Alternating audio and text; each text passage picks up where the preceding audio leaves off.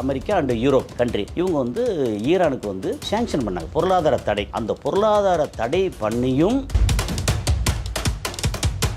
Syria வந்து ஒரு நாடாக இல்லை. இப்போ பேருக்கு ஒரு நாடு, ஒரு 7-8 குரூப் ஆட்சி பண்ணுறாங்க. அரபு நாடு அல்லது மிடில் ஈஸ்ட் பாலிடிக்ஸ் இருக்குல்ல, அது உள்ளே பூந்து பார்த்தோம்னா அரபு நாட்டுக்கு தேவை என்ன? இஸ்ரேல் வந்து இதை சுற்றியே எல்லாத்தையும் அடித்தாங்க. கைப்பிள்ளைகளை பூரா, அப்பாவிகளை பூரா ஈரான் அடித்தாச்சு. ஈரான் பதிலுக்கு அடித்த அடி இருக்குல்ல, அந்த அடி வந்து இஸ்ரேல் வந்து இது வரைக்கும் அவங்க லைஃப்பில் வாங்காத அடி. அமெரிக்கா எப்போவுமே தூரத்தில் இருப்பான், அவன் வருவான், அங்கே ஆயுதம் கொடுப்பான், கப்பல் படையை வைப்பான், இவன் தளத்தை வைப்பான், காசு கொடுப்பான்.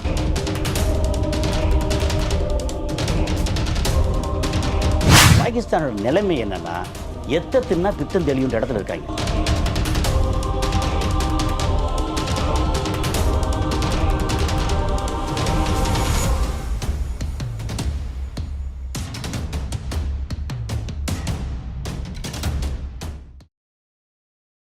அக்காட் நேயர்கள் அனைவருக்கும் வணக்கம். நான் உங்கள் கார்த்திக் ராஜா. இன்னைக்கு நம்மளோட அரங்கத்தில் வந்து இணைஞ்சிருக்கிறவங்க யாரு அப்படின்னா, சர்வதேச செய்தி மற்றும் அரசியல் பகுப்பாய்வாளர் திரு கசாலி அவர்கள் தான். சார் வணக்கம். வணக்கம் கார்த்திக் ராஜா. நலமா? நலமா இருக்கேன். கடந்த 16ஆம் தேதி சர்வதேச அளவில் ஒரு அதிர்வை ஏற்படுத்தக்கூடிய வகையில் கிட்டத்தட்ட 50லிருந்து 55 அரபு நாடுகள்லாம் சேர்ந்து ஒரு கூட்டம் ஏற்பாடு பண்ணி மீட் பண்ணதா செய்தித்தாள்கள் எல்லாம் வாசித்தோம். அந்த கூட்டம் எதற்காக நடந்தது? அதற்கு பின்னால் இருக்கக்கூடிய அரசியல் நகர்வுகள் என்ன? ஓகே சார், ஏற்கனவே நம்ம இந்த அக்காடு சேனலில் வந்து இஸ்ரேல் வந்து கத்தாரை அட்டாக் பண்ணாங்க இல்லையா, அதை பற்றி ஒன்றும் பேசியிருக்கோம். ஓகே, என்னென்னா என்ன காரணத்தால் அட்டாக் பண்ணாங்க, இவங்க வந்து ரிட்டாலியேஷன் என்ன பண்ண போகிறாங்க அப்படின்னு. இஸ்ரேல் கையில் வந்து எல்லா ஆயுதமும் இருக்குது, அவங்களுக்கு வந்து உத்தரவும் இருக்குது. ஆயுதம், பணபலம் எல்லாமே கொடுக்கறது வந்து அமெரிக்காவோட மிகப்பெரிய பேஸ் வந்து கத்தாரில் இருக்குது. அப்போது மிகப்பெரிய பேஸ் கத்தாரில் இருக்குது, அதுக்கு பக்கத்துலேயே போய் ஒருத்தர் அடிக்கிறான்னா, அப்போ அமெரிக்காவுக்கு வந்து அமெரிக்காவோட ஈகோ இருக்குல்ல, அல்லது அவனுக்கான வலிமை, அது மேலே வந்து கல்லெறிஞ்ச மாதிரி. ஆனால் அதையும் தாண்டி வந்து நீ அமைதியாரு, நான் பார்த்துக்கிறேன், இனிமேல் வந்து இஸ்ரேல் அடிக்க மாட்டான். ஏன்னா இஸ்ரேல் வந்து அவனுக்கான இந்த ரீஜனில் இருக்கக்கூடிய வேட்டை நாய். எப்போவும் வேட்டை நாய் சொல்கிறோம்னா அவமானப்படுத்தி சொல்கிறது இல்லை. அதுக்கு வந்து எப்படின்னா, ஒரு நாய்க்கு வந்து எலும்பு துண்டை போட்டால், அதுக்கு வந்து கறி போட்டால், அது வந்து வாலாட்டிக்கிட்டு அந்த ஓனருக்கு சாதகமாக எல்லா கடிக்கும் குறைக்கும் இந்த மாதிரி செய்யும் அப்படிங்கிறது. அதே மாதிரி இப்போ அமெரிக்காவோட வேட்டை நாய் இஸ்ரேல் அப்படின்னு சொல்லியாச்சுன்னா, ஈரானோட வேட்டை நாய் வந்து அங்கே இருக்கிற ஹமாஸாக இருக்கட்டும், ஹிஸ்புல்லாவாக இருக்கட்டும், ஹூத்திஸாக இருக்கட்டும், ஏமனில் இருக்க ஹூத்திஸ், இதெல்லாம் இவங்களோட ப்ராக்சிஸை வந்து நம்ம வந்து என்ன சொல்கிறோம், எளிமையான தமிழில் வந்து வேட்டை நாய் அப்படின்றோம். ஏன்னா இவங்க தான் வந்து காசு கொடுக்குறாங்க, ஆயுதம் கொடுக்குறாங்க, எல்லாம் கொடுக்குறாங்க. இதை வச்சுட்டு அவங்க வந்து மாறி மாறி அடிச்சுக்கிட்டு இருக்காங்க. இப்போ இந்த இடத்துல வந்து அரபு நாடுகளில் எப்போவுமே ரெண்டு பிரிவுகளாக இருக்குது, 2 அல்லது 3 பிரிவுகளாக இருக்குது. அரப் அப்படிங்கிறது முஸ்லீம்ஸில் வந்து இவங்க அரப் முஸ்லீம்ஸ், இன்னொரு பக்கம் பெர்ஷியன் முஸ்லீம்ஸ். பெர்ஷியாங்கிறது வந்து ஈரான், உங்களுக்கே தெரியும். இப்போ அந்த பழங்காலத்துலேருந்து ரொம்ப ஃபேமஸான இது. அதுக்கப்புறம் வந்து அதர் முஸ்லீம்ஸ் நேஷன்ஸ். அப்படி வரும்போது இங்கே அரப் இதில் ஜிசிசி முக்கியமான country 6 country: Saudi Arabia, Kuwait, Bahrain, Qatar, UAE, Oman. இது வந்து ஜிசிசி கண்ட்ரி. ஏன்னா அந்த கூட்டமைப்பு எப்போயுமே என்ன செய்வாங்கன்னா, மன்னராட்சி, அமெரிக்காவுக்கு சாதகமாக இருப்பாங்க. அங்கே இருக்கிற கிடைக்கக்கூடிய நேச்சுரல் கேஸு, பெட்ரோலியம், அந்த குரூட் ஆயில் எல்லாத்தையும் எடுத்து அமெரிக்கா மூலமாகவே இல்லை அமெரிக்காவோட ஆதரவோடு விற்று அவங்களுக்கு வந்து நிறைய பணம் வந்து கொளிக்குது. அப்போ வந்து இவ்வளோ தூரம் பணம் நிறையா வந்துச்சு அப்படின்னா அவங்களுக்கு வந்து பாதுகாப்பு வேணும்ல. அந்த பாதுகாப்புக்கு அமெரிக்கா வந்து படை தளத்தை அங்கே வந்து நிறுவி அவன் வந்து பாதுகாப்பு கொடுக்குறேன். வெறுமனே பாதுகாப்பு கொடுக்குறேன்னு சும்மா எப்படி, இங்கே வரக்கூடிய வருமானத்துலேருந்து ஒரு பெரிய பங்கு வந்து அமெரிக்காவுக்கும் போகுது. இப்போ நம்ம ஊரில் வந்து மார்வாடிக்கு வந்து தொழில் பண்ணுறாங்கன்னா, நம்ம ஆட்கள் வந்து போய் கடன் கேட்குறாங்க, கடன் வாங்குறாங்க. சௌகர்பேட்டில் வந்து மார்வாடி இருக்கான்னு வச்சுக்கோங்களேன், அங்கே வந்து நம்ம ஆட்கள் போய் வட்டிக்கு கடன் கேட்குறாங்க. கொடுத்தாங்கன்னா வாங்கிட்டு திருப்பி தரலைன்னா என்ன செய்வாங்க, நம்ம ஆட்களில் இன்னொரு கோஷ்டிக்கிட்ட வந்து காசை கொடுத்து ரவுடிகளை ஏவி அவங்கள அடித்து பிடிங்கிட்டு வா, அந்த வீட்டில் போய் உட்காரு, பிரச்சனை பண்ணு, எனக்கான காசை கொடு, காசை வாங்கி கொடுத்துரு, அதில் உனக்கு இவ்வளோ அமௌண்ட் கொடுத்துட்றேன் அப்படிங்கிற அந்த டீல் தான். ரொம்ப சிம்பிள். இது வந்து அமெரிக்கா வந்து உலகத்தின் ரவுடி அப்படி வச்சுக்கலாம். இது வந்து யாரையுமே தவறாக பேசுறது இல்லை, இது புரிதலுக்காக எல்லாமே சொல்கிறது. அவங்க நமக்கு ரொம்ப இயல்பாக என்னங்கிறதுனால சொல்கிறது தமிழில் நம்ம பேச. ஆமாம், இயல்பா. ஏன்னா இது வந்து வெளியில் நிறைய மக்களுக்கு வந்து போய் ரீச் ஆகிறது வந்து எப்படின்னா, நம்ம வந்து கிளாஸில் வகுப்பில் பாடம் எடுக்கிற மாதிரி இங்கே பேசுகிறது இல்லை. இது வந்து இயல்பாக சாதாரண எளிமையான மக்களுக்கும் போய் சேர்ற விஷயம் பேசுகிறது தான். இது சிலருக்கு வந்து எரிச்சல் ஒரு என்ன இந்த மாதிரி ரொம்ப லோக்கலாக லோவான தமிழில் பேசுகிறோம் அப்படின்னு சொல்லி அப்படி இல்லை. இது வந்து எல்லா மக்களுக்கும் போய் சேரக்கூடிய ஒரு புரிதலுக்கான பேசுகிறது. ஸோ இந்த இந்த மாதிரி வந்துருச்சா. இப்போது இஸ்ரேல் பிரச்சனை வந்து 1948 இருக்குது. அது வந்து பெரிய பிரச்சனை தொடர்ந்து வந்துக்கிட்டு இருக்குது. அந்த இஸ்ரேல் பிரச்சனை வந்து தீரவே தீராது. இஸ்ரேல் பிரச்சனை இருந்தால் தான் அமெரிக்காவுக்கு வந்து இங்கேருந்து வந்து பெட்ரோ டாலர் இருக்குல்ல, அது வந்து ஸ்ட்ராங்காக இருக்கும். பெட்ரோ டாலர் ஸ்ட்ராங்காக இருந்தால் தான் அமெரிக்கா வந்து பணக்கார நாடாக இருக்கும். அமெரிக்கா பணக்கார நாடாக இருக்கிறதுக்கு வந்து முக்கியமான காரணம் அரபு நாடுகளோட பெட்ரோலியம். ஓகே, ஸோ இதெல்லாம் வந்து இந்த ஜியோ பாலிட்டிக்ஸில் இது முக்கியமான கட்டம்.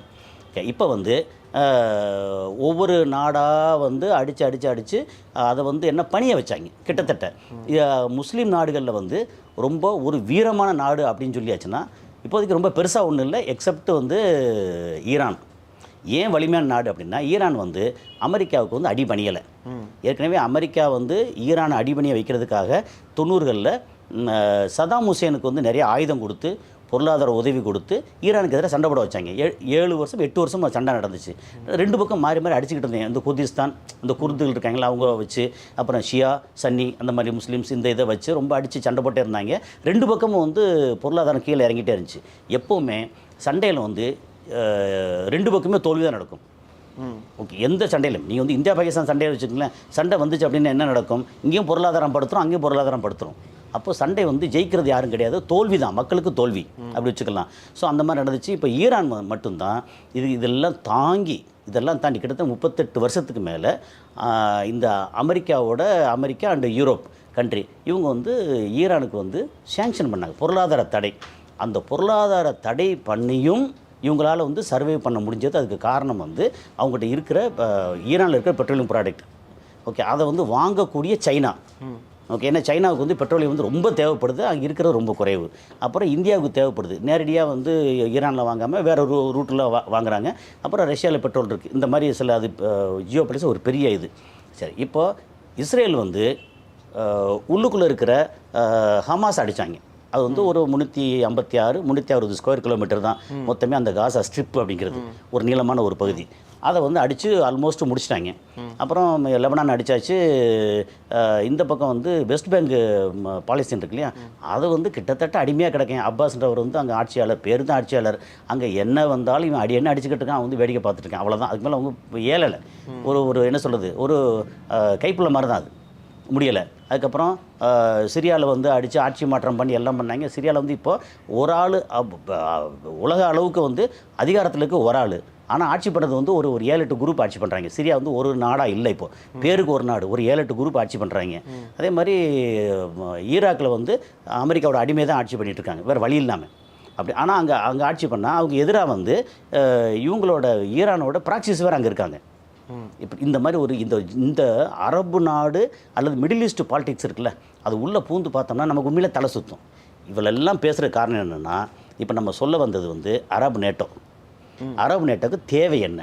இப்போது இஸ்ரேல் வந்து இதை சுற்றியே எல்லாத்தையும் அடித்தாங்க. கைப்புள்ளிகளை பூரா, அப்பாவிகளை பூரா, அல்லது ஏழை நாடுகளை, சிரியாவை அடித்தான், லெபனான் அடித்தான். அப்புறம் ஹூத்திஸ் அடிக்கிறன்ற பேரில் வந்து ஹூத்திஸ் அடிக்கிறேன்னு சொல்லிட்டு ஏமன் வந்து இது அடித்தாங்க. ஏடனில், சனாவில் அந்த ஏரியாவில் பூரா வந்து பயங்கரமாக அடித்தாங்க. அடித்து முடித்ததுக்கப்புறம் வந்து அடுத்து யார் அடிக்கிறது, சரி ஈரான் வந்து அணு ஆயுதத்தை கொண்டு வரான், ஈரான் அடித்து பார்த்தாங்க.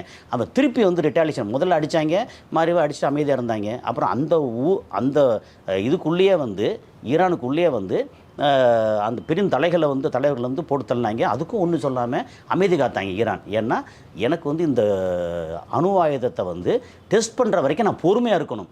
நான் வந்து கோவப்பட்டு படார்னு வந்து கிளந்து இருந்துச்சேன்னா இதை வச்சுக்கிட்டு இதை சாக்கா வச்சுட்டு நம்ம அடித்து குமிச்சிடுவாங்க. அப்போ நான் அமைதி காத்தேன். அதுவும் முடியாமல் இங்கே வந்து அடித்தாங்க, இஸ்ரேல் அடித்தாங்க. அதுக்கப்புறம் வந்து அமெரிக்கா வந்து B2 பாம்பர்ஸை வச்சு அந்த ஒரு 3 இடத்துல இது பங்கர் பஸ்டர் இருக்குல்ல, கீழே வந்து ஒரு 80-60 மீட்டர் எல்லாம் போனாலும் அவங்க போகிறதுக்கு முதல் நாள் வந்து எல்லாம் வண்டியாக எல்லாம் கிளம்பி கொண்டு போயிட்டாங்க. எல்லாம் நடந்துச்சு. ஓகே, இப்போ ஈரான் அடித்தாச்சு. ஈரான் பதிலுக்கு அடித்த அடி இருக்குல்ல, அந்த அடி வந்து இஸ்ரேல் வந்து இது வரைக்கும் அவங்க லைஃப்பில் வாங்காத அடி. ஆமாம், அது வந்து இஸ்ரேலோட டேமேஜ்னு பார்த்தீங்கன்னா பல $1 பில்லியன் டேமேஜ். இந்த ஈரான் அடித்த அடிக்கு அப்புறம் இஸ்ரேலோட பொருளாதாரம் இருக்குல்ல, கிட்டத்தட்ட ஒரு 7-8 வருஷம் பின்னாடி போயிடுச்சு.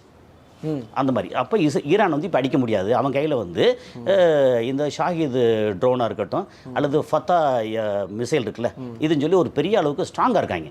ஓகே, அதனால் அதை ஒன்றும் செய்ய முடியல, ஈரானை விட்டுட்டாங்க.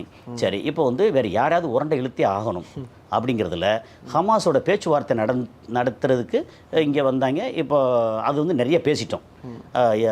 ஈராக் இது கத்தார் தான் வந்து மத்தியஸ்தம் பண்ணக்கூடிய இடம் அப்படின்னு நம்ம ஆக்சுவலாக பொதுவாக என்ன சொல்லுவோம்னா, மத்தியஸ்தம் பண்ணக்கூடிய நாடு வந்து வலிமையான நாடாகவும் திறமையான நாடாகவும் அவன் அடிக்க வந்தோன்னா திருப்பி மண்டையில் ஒரு போட்டு சொல்கிறத கேள்டான்னு இருக்கணும். ஒரு நாட்டாமையாக இருந்தால் நாட்டாமை வந்து பலசாலியாக இருக்கணும்.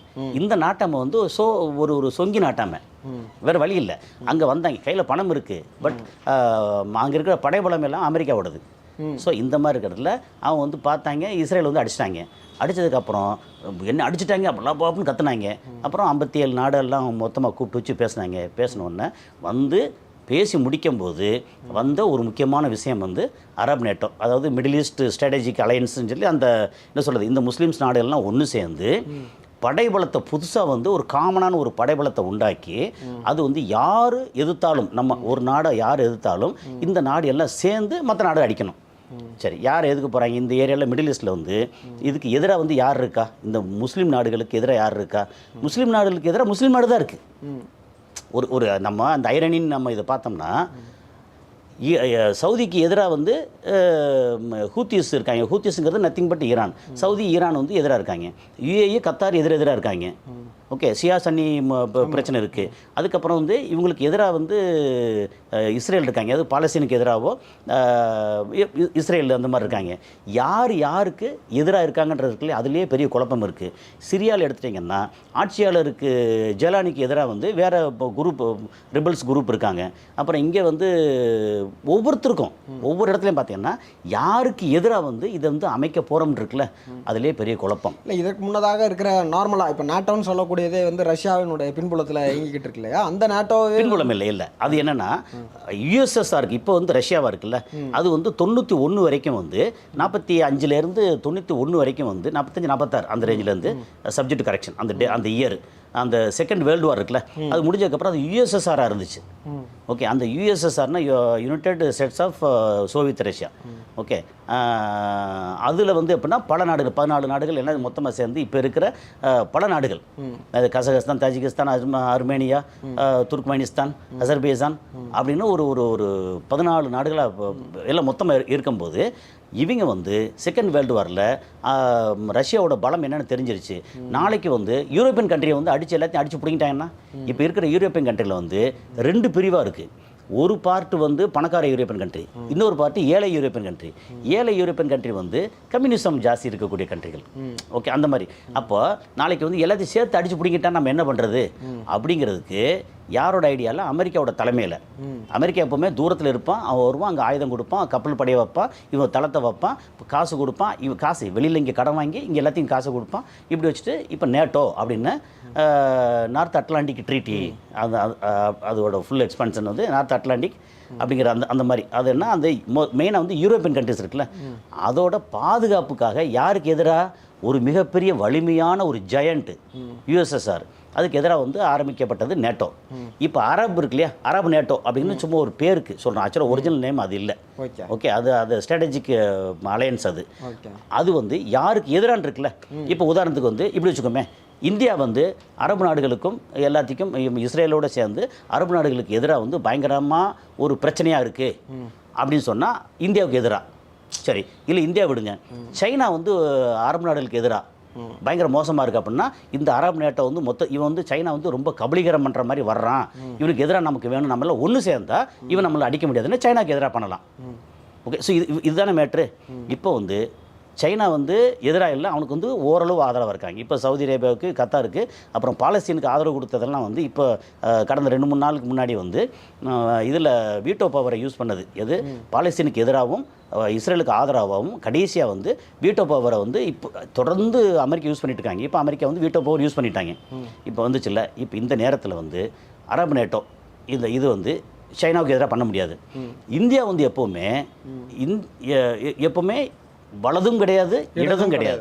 எப்போவுமே வலதுசாரிகள் வந்து எப்போவுமே வந்து ரொம்ப ஒரு மாதிரி மூர்க்கத்தனமாக இருப்பாங்க, இடதுசாரிகள் வந்து மக்களுக்காக அப்படின்னு இருப்பாங்க. இது ரெண்டும் கிடையாது. நாங்கள் வந்து எங்கள் மக்களுக்காக, எங்களுக்காக நாங்கள் கொஞ்சம் வலதுசாரியாகவும் இருப்போம், கொஞ்சம் இடதுசாரியாகவும் இருப்போம். நாங்கள் வந்து இப்படி தான் இருப்போம். இது வந்து உலகத்திலேயே வந்து ரியல் ஜனநாயகம் அப்படிங்கிறது மக்களாட்சி அப்படிங்கிறது வந்து இந்தியாவில் இருக்குது ரியலாக. சில இடங்களில் வந்து மக்கள் தேர்ந்தெடுப்பாங்க, ஆனால் மக்களாட்சியாக இருக்காது. இது வந்து மக்களாட்சியாக இருக்குது. ஓகே, அமெரிக்காவில் பார்த்தா அது ஒரு வகையான மக்களாட்சி, அது வந்து ஜனாதிபதி ஆட்சி.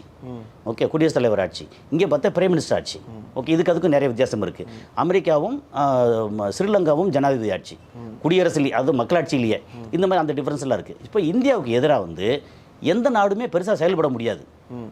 நீங்கள் வந்து மோடி பிரைம் மினிஸ்டராக இருக்கட்டும், இல்லை எதிர்காலத்தில் ராகுல் காந்தியாக இருக்கட்டும், இல்லை வேறு யாராக இருக்கட்டும், இந்தியாங்கிறது வந்து ஒரு தலைவரை வச்சு, ஒரு தலையை வச்சு, ஒரு கட்சியை வச்சே கிடையாது இங்கே. ஓகே, இவங்க வந்து முஸ்லீமில் பூரா விரட்டி விட்டு ஒரு இந்து ராஜ்யமாக்கணும் அப்படின்னு சொன்னால் கூட நடக்கவும் செய்யாது. ஏன்னா உலகத்தில் வந்து அதிகமான இஸ்லாமியர்கள் வாழக்கூடிய நாடு வந்து இந்தியா. நம்பர் 1. முன்னாடி இந்தோனேஷியா இருந்துச்சு, இப்போ இந்தியா. அதிகமான இஸ்லாமியர்கள். அப்போ இவங்களாம் எங்கே விரட்டி விடுவீங்க? அதெல்லாம் சும்மா பேச்சுக்கு வந்து ஓட்டு வாங்குறதுக்கு சொல்லாம மொழி இது நடக்கிறது இல்லை. அப்போது எந்த கட்சி ஆட்சியில் இருந்தாலும் கொஞ்சம் சலசலப்பு வரும், பிரச்சனை வரும். அப்புறம் பார்டரில் வந்து 2 பக்கம் பார்டர், இந்த பக்கம் சைனா பார்டர் இருக்குது, இந்த பக்கம் பாகிஸ்தான் பார்டர் இருக்குது. பாகிஸ்தான் பார்டர்லாம் பிரச்சனை வரும், சைனா பார்டர் பிரச்சனை வராது. பிரச்சனை பண்ணால் அவன் அடிச்சு போடுவான் நம்மளை. அந்த மாதிரி ஒரு இதில் வந்து எப்படின்னா ரொம்ப கிளியர் கட்டாக ஓட்டு வாங்குறதுக்காக, அதிகாரத்தில் இருக்கிறதுக்காக இதெல்லாம் பயன்படுத்துவாங்களே ஒழிய யாரும் யாரையும் தொடச்சி எறிய முடியாது. இந்தியா வந்து எப்போவுமே அரபு நாடுகளுக்கு நண்பனாக தான் இருக்காங்க. இப்போ வந்து இஸ்ரேலுக்கும் நண்பனாக இருக்காங்க. இப்போ வந்து யாருக்கு எதிராக இந்த நேட்டோ படை இருக்குல்ல வந்து ரெடி பண்ண போகிறாங்கன்னு ஒரு கேள்வி இருக்குது. ஓகே, ஸோ இது வந்து அரபு நேட்டோ வந்து அவங்க எல்லாம் கூடி வந்து பேசினதுக்கப்புறம் வந்து இந்த கேள்வி இருக்குல்ல, இந்த கேள்வி வந்து ஒரு இஸ்ரேலுக்கு எதிராக அரபு நேட்டோ அப்படின்னா, இஸ்ரேலுங்கிறது வந்து நத்திங் பட் அமெரிக்கா. அப்போ அமெரிக்காவுக்கு எதிராக தான் அரபு நேட்டோ பண்ண போகிறாங்க அப்படின்னா, இங்கே ஏற்கனவே சவுதி அரேபியாவில் ஒரு 2-3 இடத்துல வந்து அமெரிக்காவோட தளம் இருக்குது. மிகப்பெரிய தளம் 10,000 வீரர்களுக்கு மேலே இருக்கக்கூடிய மிகப்பெரிய தளம் கத்தாரில் இருக்குது, பஹ்ரைனில் இருக்குது, குவைத்தில் இருக்குது, ஜோர்டானில் இருக்குது, சிரியாவில் இருக்குது, ஈராக்கில் இருக்குது, அப்புறம் ஓமானில் இருக்குது, யுஏஇயில் இருக்குது. ஏன்னா யுஏஇயில் வந்து இங்கே துபாயிலேருந்து அலைன்னு சொல்லி ஒரு ரூட் இருக்குது. அந்த ரூட்டில் வந்து அங்கே இருக்கிற அமெரிக்க தளத்துக்குள்ளே நான் போயிருக்கேன் நான். ஓகே, நான் வந்து லேண்ட்ஸ்கேப் கார்டன் பண்ணேன். அந்த டிசைனுக்காக அங்கே நான் உள்ளே போயிருக்கேன். உள்ளேன்னா எனக்கு வந்து எல்லா இடமும் அலோடு இல்லை. ஓகே, நான் உள்ளே போயிருக்கேன். ஆனால் உள்ளுக்குள்ளே நேராக போய் நீங்கள் அதை பார்த்துருக்கேன். அந்த பகுதியில் விசிட் பண்ணியிருக்கேன். பார்த்து என்ன, வெறும் ரோடு இருக்கும், அங்கே வந்து அங்கங்கே ஏர்கிராஃப்ட் ஃப்ளைட் இருக்கும், ஆஃபீஸ் இருக்கும். அதை தாண்டி அதை தாண்டி உள்ளே போக அலோவ் பண்ணுவாங்க. அது இல்லை. அப்படி பார்த்தா இங்கே வந்து நம்ம ஊரில் கல்பாக்கம் அணுமின் நிலையத்துக்கு உள்ளே வந்து 1 இயர் கான்ட்ராக்ட் எடுத்து, கார்டன் மெயின்டெனன்ஸ் கான்ட்ராக்ட் எடுத்து நான் உள்ளே போயிருந்தேன். அதை பற்றி நிறைய பேச முடியும். ஆமாம், அதுக்காக வந்து அதில் வந்து ஐஜிகார்னு ஒன்று இருக்குது. இந்த இந்திரா காந்தி அட்டாமிக் ரிசர்ச் அப்படின்னு சொல்லி ஒரு சென்டர் இருக்குது. அதுக்கு உள்ளுக்குள்ளே வந்து அலௌடு இல்லை. ஆனால் அதுலேயே 3 லேயராக உள்ளே போகணும். உள்ளே போய் எல்லா ஆஃபீஸுக்கும் எல்லா இடத்துக்கும் போவோம். ஆனால் அது உள்ளுக்குள்ளே அலோவ் பண்ண மாட்டாங்க. ஓகே, ஏன்னா அது வந்து ரொம்ப என்னது ரிசர்ச் ரொம்ப பாதுகாப்பு. ஓகே, நமக்கு வந்து இப்போ மேப்புன்னு சொல்லி மெட்ராஸ் அட்டாமிக் பவர் இருக்கு இல்லையா, அதுலேருந்து நமக்கு கரண்ட் வருது. கரண்ட் வந்ததுக்கப்புறம் அதோட வேஸ்ட்டில் பை ப்ராடக்ட் இருக்குல்ல, அது வந்து அணுகுண்டு தயாரிக்கிறதுக்கு உதவும். அதை வந்து ரிசர்ச்ன்ற பேரில் வந்து தயாரிப்பாங்க. இதெல்லாம் நடக்கும். இது வந்து இந்தியா மட்டும் இல்லை, இந்தியாவில் இருக்கும் சரி எல்லா நாடுகளிலும் இதை தான் பண்ணுவாங்க. அதை வந்து என்ரிச் பண்ணுறது, அது வந்து நம்ம இதில் ஸ்ட்ராங்காக இருக்கும். ஓகே, அப்போ என்ரிச் பண்ண எப்போவுமே வந்து இதெல்லாம் கடலோரம் தான் இருக்கும். ஏன்னா அதுக்கு வந்து தண்ணி வேணும். ஸோ இந்த மாதிரி அப்போது நமக்கு வந்து உள்ளே போகிறது வந்து ஒரு குறிப்பிட்ட அளவு தான் போகலாம். நான் வந்து அங்கே போயிருக்கும்போது என்ன பார்த்தேன், உள்ளே போனால் ஆஃபீஸ் இருந்துச்சு, அங்கே இருந்துச்சு ஒரு பெரிய ஓப்பன் ஏரியா. எல்லாமே சுற்றியே வந்து கம்ப்ளீட்டாக இப்போ ஃபென்ஸ் போட்டிருக்காங்க. ஆனால் பாதுகாப்பு அவ்வளோ ஸ்ட்ராங்கான பாதுகாப்பு. ஓகே, அப்படி இருக்குது. சரி, இப்போ இது இங்கே வந்து அமெரிக்காவோட இது இருக்குது. இந்த அமெரிக்காவோட தளங்கள் எதிராக அமெரிக்காவுக்கு எதிராக வந்து அங்கே வந்து நேட்டோ படையை உண்டாக்க முடியுமா? முடியாது. ரொம்ப சிம்பிள். இப்போது நேட்டோ படைகளுக்கு பண்ணணும்னு சொல்ல ஆரம்பித்தது யாருன்னா எல்சிசி, நம்ம எகிப்தோட அதிபர். அதுக்கு உடனே சூப்பர் பண்ணலாம் அப்படி சொன்னது யார்? பாகிஸ்தான். பாகிஸ்தானோட நிலைமை என்னென்னா, தின்னா பித்தம் தெளியுன்ற இடத்துல இருக்காங்க. உண்மையிலேயே பாகிஸ்தானோட பொருளாதார நிலைமை, அந்த பாகிஸ்தானில் வந்து நீங்கள் நம்ம பேசுகிறோம் இல்லையா, இதில் வந்து நீங்கள் மதம் அப்படிங்கிறத விட்டுருங்க. எப்போவுமே சொல்கிறது உண்டு, மதம் வந்து 2ஆம் பட்சம்தான், பணமும் அதிகாரமும் தான் எப்போவுமே முதல். அது நீங்கள் வந்து கிறிஸ்டினாக இருங்க, முஸ்லீமாக இருங்க, யூதனாக இருங்க, இந்துவாக இருங்க, புத்திஸ்டாக இருங்க, யாராக இருந்தாலும் சரி, உங்களுக்கு வந்து பணமும் அதிகாரமும். ஸ்ரீலங்காவில் வந்து புத்தர்கள் தான் வந்து நம்ம தமிழ் ஆட்களை அடித்தாங்க, தமிழ் ஆட்கள் இந்துக்கள் அடித்தாங்க. இந்தியா வந்து என்ன கேட்க முடியலை. ஏன்னா அவங்க தமிழர்னு பார்த்தாங்களா, இந்துக்கள்னு பார்த்தாங்களா, ஏன்னு பார்க்கல. புத்த மதம் வந்து அடிச்சிச்சு. ஓகே, இப்போ இங்கே இந்தியாவில் சில இடங்கள் வந்து மாற்றி அடிச்சிட்டு இருக்காங்களா, அங்கே வந்து யூதர்கள் வந்து இஸ்லாமியர்கள் அடிக்கிறாங்க. இப்படி ஒவ்வொரு இடமும் மதம் வந்து செகண்டரி தான். ஆனால் யார் பலசாலி, யாரை வச்சு காசு வேணும், பணம் வேணும் அப்படிங்கிறது தான். ஸோ இந்த மாதிரி இடத்துல வந்து நீங்கள் அரப் நேட்டோ அப்படிங்கிறது வந்து ஒரு சொல்லளவில் வந்திருக்கு. ஏன் சொல்லளவுன்னு சொல்கிறேன்னா ஒன்லி சொல்லுதான். இப்போ வந்து செயலளவில் அளவில் வர்றதுக்கு இப்போ 55-56 இஸ்லாமிக் கண்ட்ரிஸ் வந்து உலகத்தில் இருக்குது. கிட்டத்தட்ட எப்படி பார்த்தாலும் வந்து மொத்தம் ஒரு 7 பில்லியனுக்கு மேலே இருக்கிற 6-7 ட்ரில்லியன் மக்கள் இருக்கிறாங்க இல்லையா. ஒரு 600-700 கோடி மக்கள் இருக்கிற இடத்துல வந்து 200 கோடிக்கு மேலே வந்து இஸ்லாமியர்கள் உலகத்தில் இருக்காங்க. ஓகே, ஆனால் பிரிஞ்சிருக்காங்க. எப்போவுமே உலகம் வந்து அப்படி தான் இருக்க முடியும், ஒரே இடத்துல மொத்தம் இருக்க முடியாது. ஓகே, பிரிஞ்சு இருக்க முடியும். நீங்கள் தமிழ்நாட்டில் எடுத்தீங்கன்னா, நீங்கள் முஸ்லீம்காக சொல்லுவேன், முஸ்லீம் எடுத்தீங்கன்னா தமிழ்நாட்டில் வந்து ஒரு 8% வரைக்கும் இருக்காங்கன்னா ஒரே இடத்துல 8% இல்லை.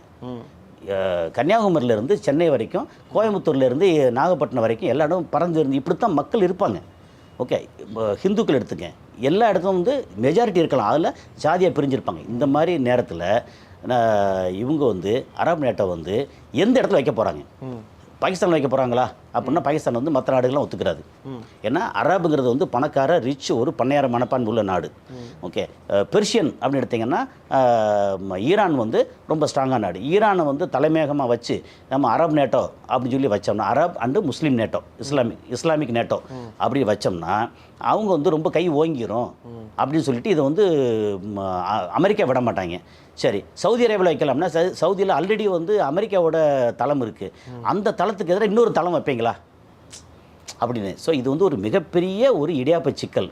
ஆனால் ஒரு விஷயம் நடந்திருக்கு, கத்தாரை கை வச்ச உடனே எல்லாருக்கும் வந்து ஒரு அலர்ட்டாக இருக்காங்க, நாளைக்கு நம்மளையும் அடிக்கலாம் அப்படின்னு சவுதி அரேபியா, நம்மளையும் அடிக்கலாம்னு ஒரு குவைத்து, நம்மளையும் அடிக்கலாம்னு யுஏஇ, அப்படி கொஞ்சம் பயந்து போய். ஏன் வந்து யுஏஇ சொல்கிறேன்னா, இந்த நாடுகளில் வந்து ஹமாஸ் தலைவர்கள் வந்து வருவாங்களான்னா கண்டிப்பாக வருவாங்க. இப்போ சவுதி அரேபியாவுக்கு ஹமாஸோட லீடர்கள் வருவாங்கன்னா கண்டிப்பாக வருவாங்க. மெக்கா மெதினா இருக்குது, நான் வந்து உம்ரா பண்ண போகிறேன், ஹஜ் பண்ண போகிறேன்னு உள்ளுக்குள்ளே வரலாம். உங்கள் நாட்டில் ஹஜ் பண்ண அலோவ் பண்ணாத அப்படின்னு சொல்லி இஸ்ரேலுக்காரன் சொன்னான்னா அதை கேட்க முடியாது. ஏன்னா உலக முஸ்லீம்களுக்கு காமனான ஒரு இடம் வந்து, முக்கியமான புனிதமான இடம் வந்து மெக்கா மெதினா. மெக்கா மெதினாவுக்கு போகணும், ஹஜ் பண்ணணும், உம்ரா பண்ணணும் போனால் அதை வந்து தடுக்கக்கூடாதுங்கிறதான் விதி. ஆமாம், அந்த புனித யாத்திரைக்கு தடை சொல்லக்கூடாது. அப்போ நான் வந்து தலைவர் வர்றாங்க, எங்களுக்கு எதிராக இருக்கவங்க, ஹமாஸோட தலைவர் எங்களுக்கு எதிராக இருக்காங்க, அவங்கள உள்ள அலோவ் பண்ணாதீங்க அப்படின்னு சொன்னால் சவுதி அரேபியா கேட்க முடியுமா? முடியாது. அப்போ இங்கே உள்ளே வந்தாங்கன்னா நான் வந்து ராக்கெட்டை வச்சு அடிப்பேன் அப்படின்னு சொன்னால் என்ன நடக்கும்? அப்போது சவுதிக்கு வந்து ஒரு சின்ன பயம் வந்திருக்கு. ஓகே, இப்போ இந்த பயம் வந்து ஏற்கனவே சவுதிக்கும் ஏமனில் இருக்கிற ஹூத்திஸ்க்கும் பிரச்சனை இப்போ வந்து அது கொஞ்சம் ஒரு மாதிரி சுமூகமாக நிற்கிது. ஹூத்திஸோட பார்வை வந்து இஸ்ரேல் மேலே இருக்குது. முன்னாடி சவுதியில் வந்து ஆரம்கோ மேலே அடிச்சிட்டு இருந்தாங்க, இப்போ இஸ்ரேல் மேலே இருக்குது. ஏன்னா ஈரானுக்கும் சவுதிக்கும் உள்ள பிரச்சனை வந்து ஹூத்திஸ் மூலமாக வச்சு அடித்தாங்க. இப்போ ஈரானுக்கும் இஸ்ரேலுக்கும் உள்ள பிரச்சனை வந்து ஹூத்திஸ் மூலமாக வந்து இப்போ 10 நாளில் வந்து 15 அட்டாக் பண்ணியிருக்காங்க, அடிச்சுக்கிட்டே இருக்காங்க. இப்போ ஹூத்திஸ் அடிக்கிற அடி வந்து ஹூத்திஸ் இவ்வளோ பெரிய பவர்ஃபுல்லான ஆட்களா? இத்தனைக்கும் ஆட்சியாளர் கிடையாது. ரொம்ப முக்கியமாக வந்து நீங்கள் ஹமாஸ் எடுத்தீங்கன்னா அங்கே இதில் காசாவில் வந்து மக்களால் தேர்ந்தெடுக்கப்பட்ட ஆட்சியாளர்கள் ஹமாஸ். அவங்க வந்து வெறும் தீவிரவாதி இல்லை, வெறும் போராளி இல்லை, ஆட்சியாளர்கள். இங்கே ஹூத்திஸ் எடுத்திங்கன்னா அங்கே ஆட்சியாளர் கிடையாது. அது ஒரு ஓரமாக இருக்கக்கூடிய, சனாவில் தாண்டிய ஒரு ஓரமாக, ஏடன் சனா இடையில் இருக்கக்கூடிய ஒரு ஓரமாக இருக்கக்கூடிய போராளிகள். அந்த போராளிகளுக்கு வந்து சம்பளம் கொடுக்கறது, ஆயுதம் கொடுக்கறது எல்லாமே ஈரான். இப்போ சமீபத்தில் வந்து 4 கப்பலில் வந்து ஆயுதம் வந்து சேர்ந்துருக்கு. ஏன்னா சமீபத்தில் போன மாதம், அதுக்கு முந்தின மாதமெல்லாம் அமெரிக்காவோட ட்ரூப்ஸும் அமெரிக்காவோட ஃபைட்டர் ஜெட்டும் இஸ்ரேலும் வந்து இங்கே ஸ்டோர் பண்ணி வச்சுருப்பாங்க இல்லையா, அதை பூரா அடியடின்னு அடித்து இருக்கிற இதை பூரா காலி பண்ணாங்க. ஹூத்திஸ்ட்டு இருக்கிற ஆயுதங்களை பூரா காலி பண்ணிட்டாங்க நிறையா. அப்போ திரும்ப ஆயுதம் வேணும்ல, ஈரான் வந்து இப்போ சப்ளை பண்ணியிருக்காங்க. ஈரான் வந்து இப்போ நேரடி அடிக்கலை. அப்போ ஹூத்திஸ் மூலம் அடிச்சுட்டு இருக்கான். அடிச்சுட்டு எப்போவுமே டைவெர்ட் பண்ணுறது. இப்போ வந்து இவன் அடிக்கிறதா அவன் அடிக்கிறத யோசிச்சுட்டு இருக்கும்போது ஹூத்திஸ் வைக்கும்போது நான் வந்து திரும்ப ஏமன் அடிக்க போகிறேன் அப்போ நம்ம கிளம்பி அவனுடைய பார்வையை வந்து ஏமன் மேலேயே நிலைநிறுத்தது. அதுக்கெல்லாம் இவன் வந்து அணு ஆயுதத்தை வந்து என்ரிச் பண்ணி முடிச்சிருவாங்க. இந்த மாதிரி ஒரு நடக்குது. ஸோ அரப் நேட்டோ, அதாவது நம்ம என்ன சொன்னோம்னா அரப் நேட்டோங்கிற பற்றி ஆரம்பித்து விட்டு சுற்றி பேசுகிறோம். என்ன காரணம்னா இது எல்லாம் பேசினா தான் அரப் நேட்டோ எதற்காக தெரியும். இப்போ புதுசாக பார்க்குறவங்களுக்கு, ஏற்கனவே நிறைய பார்த்துருக்கவங்களுக்கு இது வந்து ஏற்கனவே தெரிஞ்ச விஷயம் தானே கொஞ்சம் தெரியலாம். இப்போ இந்த அரப் நேட்டோக்கு வந்து சாத்தியம் இருக்கா அப்படின்னா 50-50 கூட சொல்ல முடியாது. 25% சாத்தியம் இருக்குது, 75% சாத்தியம் இல்லை. ஆமாம், எங்கே வைப்பாங்க, யார் தலைமை, யார் ஃபண்டு பண்ணுறது, யாருக்கு எதிராக பண்ணுறது, இஸ்ரேலுக்கு எதிராக பண்ணால் அமெரிக்காவுக்கு எதிராக பண்ண மாதிரி அமெரிக்கா எதிராக பண்ணவே முடியாது. அப்படி இடத்துல வாய்ப்பு இருக்கா அப்படின்னா 25% கூட வந்து வாய்ப்பு இருக்குன்னு சொல்ல முடியாது. ஆனால் இப்போதைக்கு வந்து ஒரு இதுக்காக சொல்லிக்கிடுவோம் 25% வாய்ப்பு இருக்குது, 75% வாய்ப்பு இல்லை அப்படிங்கிறது தான் நம்ம இதோட என்ன சொல்கிறது இந்த தரவுகள் சொல்லக்கூடிய விஷயங்கள். சர்வதேச அளவிலான செய்திகளை ரொம்ப விலாவரியாக விளக்கமாக நேயர்களுக்கு ரொம்ப புரியும் விதமாக சொல்லியிருக்கீங்க. ரொம்ப நன்றிங்க சார். நன்றிங்க.